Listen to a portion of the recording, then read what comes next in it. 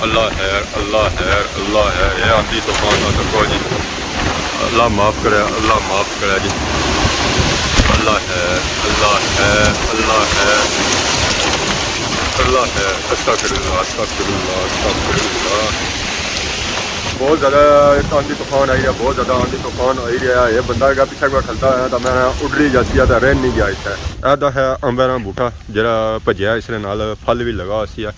तो यह जो भजा नहीं वो अपू भजा अंबे का बूटा सो तक कितना तगड़ा है, तो फिर भी ये झक्खड़ा जोर बर्दाश्त नहीं कर सकिया। Rashid Shabir।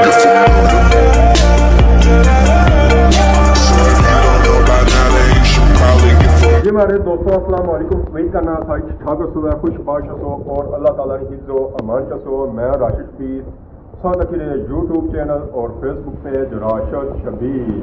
आज सारी खिदमत फिर आज जी एक नई वीडियो की नीत है।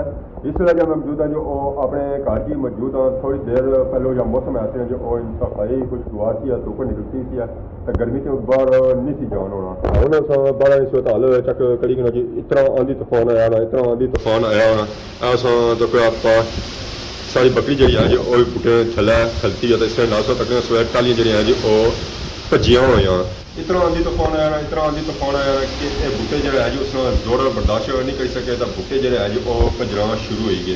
यह बूटा तो हम तक ये बूटा जो है जी दरेगना बूटा सी तो इसने टाले शाले जो है जी वो भजना शुरू हो गए। तो बाकी दोस्तों तक कि सूरत हाल क्या अंबे का बूटा सी वो भी पार वो भजी गया। बाकी अस तक सोए सरी ने बूटे तो सरी ने बूटे जो है जी उन्होंने उपर वजन को नहीं, इस वजह से बच्चे तो बाकी तकी कनो जिन्होंने उपर वजन है सी ना जी वो भजना शुरू हो गया। तो बकरी भी अदा आई गई है अंदर, ज़रा हम बारिश जी है जी वो तेज़ हुई है तो बरोटी जी ऐसी वो भी अंदर आई गया। हूँ दोए अंदर इतना दसन आराम करसन सही पता ही है। बकरियाँ जी हैं जो बादशाह सू नस्लियाँ यहाँ जो था इस वजह से गलती सी कि साथ ब्रेक सी उस पत्थर सन। इसकी कोशिश जी ऐसी जो वो ही ऐसी है कि मैं तू पत्थर छत्तर खाया हूँ। बारिश तेज़ हुई है तो इतों वो नसी है। इसलिए जो टाइम है जो 5:30 बजे टाइम है तो 5:30 बजे जो है जी वो दिगर होनी है। तो हम तक पता चलना कि रात का टाइम है, बड़े रात का टाइम नहीं है, ये दिगड़ी टाइम है। सौ तक सूरत हाल क्या बूटियाँ नहीं तो मौसम नहीं तो वह पार अंबे का बूटा सी तो अंबे का बूटा जो है जी वह भी भजी गया। बाहर निकलन होना को नहीं है तो बाकी अंदरों ऐसा तक सूरत हाल जी है बूटियाँ बूटे जो है जी ऑलमोस्ट ही सारे भजी चुके। कोई बूटा ऐसा को नहीं है जरा बचा हुआ है, सारे ही भजी गए। अंबे ने बुढ़िया सही पता ही है जैसा कि वह जोर बर्दाश्त नहीं कर सकने। उन्होंने जी होनी ना लकड़ी या तो ना जो होना जी वो सख्त होना, उस पर जाक जोर पैना तो वह भजी जाने। जिन्होंने लचक ऐसी है वो तो भजी गए। तो अंबे का बूटा उतना क्या कराया, अंबे का बूटा जरा जया तो होना ही सी है। जो जाना गुदर जो है जो कोने च कट्ठा हो गया। बाकी जगह जी है जो सारी साफ है पर गुदर जो है जो सारा कट्ठा हो गया एक कोने में।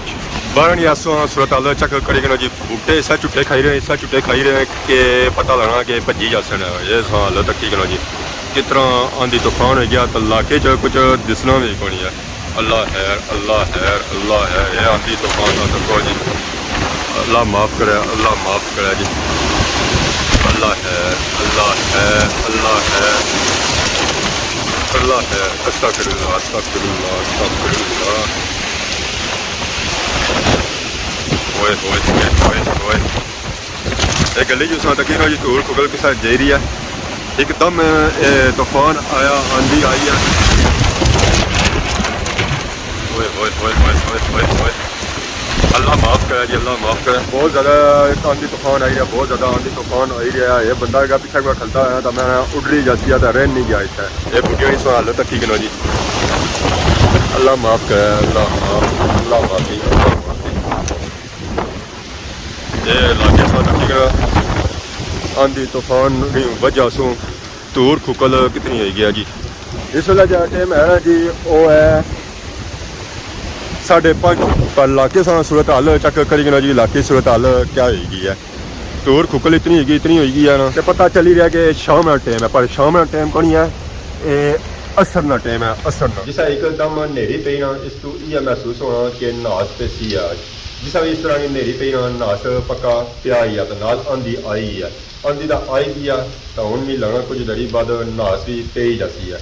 लो जैसा कि संगी बयासी है कि जिसा नेरा पे इसको इया लगना कि नास भी तेजी है जिस तरह डर सी ना जी वह हुन चीज़ होई रही है असां तक नीचा हुन नास भी पैना शुरू हो गया ने वो पार असां तक उठा संगी नास नज़र आई रही सी है इत्था तक इत्था संगी नास पिया हुआ नज़र आई रहा सी चिट्टे चिट्टे संगी जो दाने नज़र आई रहे हैं ये नासा नहीं है ये चंगा हो गया कि असां बकरी जी है जो अंदर की नहीं आई सन टेम बकरी जी है जो ऐदा हुन आराम करी रही है बकरी जी है जो वो भी सोने वाली है तो इसकी पट जी है जो वो भी ऐदा है ये हुन दोए अंदर ही इन्ना कि हुन असां बाहर कौन जान देना बाहर गए तो इस कम हो ही जाती है क्योंकि ये जो नास पे रहा जी ये बहुत ही सख्त पे रहा ये बंदे ने सिरे पिया हुआ उत्थे गलौना चढ़ी छना तो यह फिर बकरी है बारिश असांगी घट नज़र आई रही है नास ज़्यादा नज़र आई रहा वो बूटा असां तक सारा बूटा ज़ाया हो गया पारी अंबे का बूटा वो भी ज़ाया होया हुआ हूँ इन्होंने अपना मोल चढ़ने का टाइम भी बन के इन्होंने अपना मोल चढ़सी है मोल जो चढ़ना जी वो 3 महीने चढ़ना हूँ तो 5वां महीना लगा तो मोल कुछ चढ़सी अस्तगफिरुल्लाह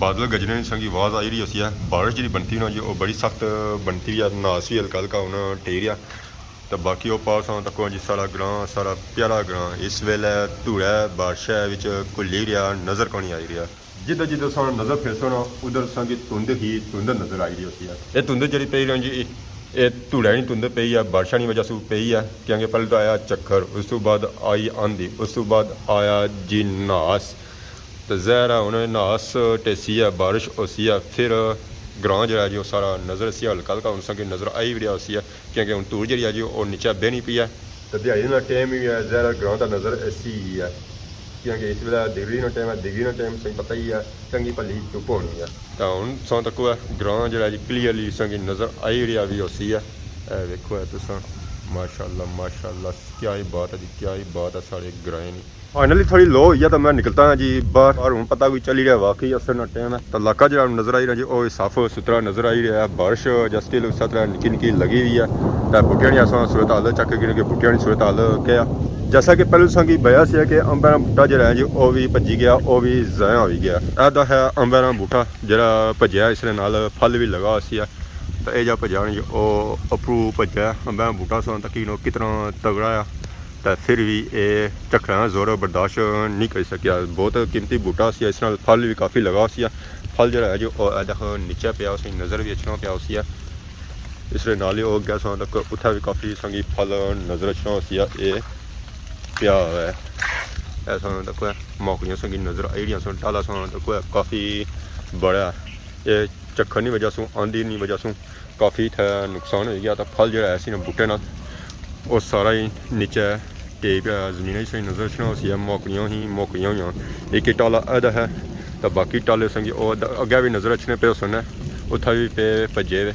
ये तो सारा बूटा अंबे ना जो ज़ाया होया तो बाकी और लोगों ने पता कितने बूटे हो सन जी जेडे ज़ाया हो गए बाकी उन्होंने निकले जी घरों बाहर गेट खोले ग्राएं जुलने तो ग्राएं की सूरत हाल चेक करने कि ग्राएं की सूरत हाल क्या जी सूरत हाल सारे घरें नहीं है या ग्राएं नहीं है या कुछ और है बारिशा सुबह तक सूरज है जो उन्होंने निकलना शुरू हो गया बाहर जस्टिल तो इधर नेरा ही पिया हुआ उस एरिए ज़्यादा कोई नेरा पिया चकसवाड़ी मिरपुर वाली साइड पर सारी साइड जो है जी वो लो होना शुरू हो गया धुप निकलना शुरू हो गया ऐसा सही महसूस हो रहा कि वाकई हूँ सूरज निकलना शुरू हो गया जी बाहर इतों तो तकने यह महसूस हो रहा है कि इलाके की जी सूरत हाल है जी वो ठीक है जरा कोल जासा तो फिर पता लसी कि इलाके की सूरत हाल क्या है तो बाड़ियाँ छड़ियाँ लैन हुई सन सारिया बाड़ियाँ तो नहीं लैन हुई सन कुछ बाड़ियाँ ही लैन हुई सन तो जहर ऐसा झक्खड़ झुलिया धूल खुकल जी है जो बड़े दूर तक गई है हूँ मौसम साफ होया तो इलाका जो है जी वो भी साफ सुथरा हो ही गया अगे तो इलाका असेंगी नज़र भी नहीं आई कि इलाका इतना है भी है या कौन आऊँ सही तक दूर दूर तक इलाका सही साफ सुथरा नज़र आई रहा उसी क्योंकि धूल खुकल जी है जी वो धोन गई है बह गई है या उड़ रही गई है जी हमारे दोस्तों जैसा कि असेंगी बया सी है कि धुप निकले ने साथ असेंगी नज़र आई रहे ऐसा सूरज निकली आ रहे बाहर तो बाकी इलाके सो तक धुप नज़र आई रही उसी कोई पता नहीं चली रहा कि थोड़ी देर पहले इतना इतना आंधी तूफान आया बारिश हुई है तो वह पास तक एरिया चकसवाड़ी ने अद्धे एरिए धुप निकली है तो बाकी मीरपुर जा धुप नहीं पहुँची है धुप ऐसा ऐसा फैली रही है अगे पिछा सारी डिडियाल तक पूरे धुप ही धुप हो गई है तो बाकी असां तक पिंग निकली आई है ने बाहर जिस पिंग निकली छा बाहर तो बारिश जी होनी ना ਉਹ ਖੁੱਲ੍ਹ ਜਾਣੀਆਂ। ਉਸ ਤੋਂ ਬਾਅਦ ਬਾਰਿਸ਼ ਨਹੀਂ ਹੋਣੀ। ਇਸ ਵਿੱਚ ਹੋਣੇ 7 ਕਲਰ।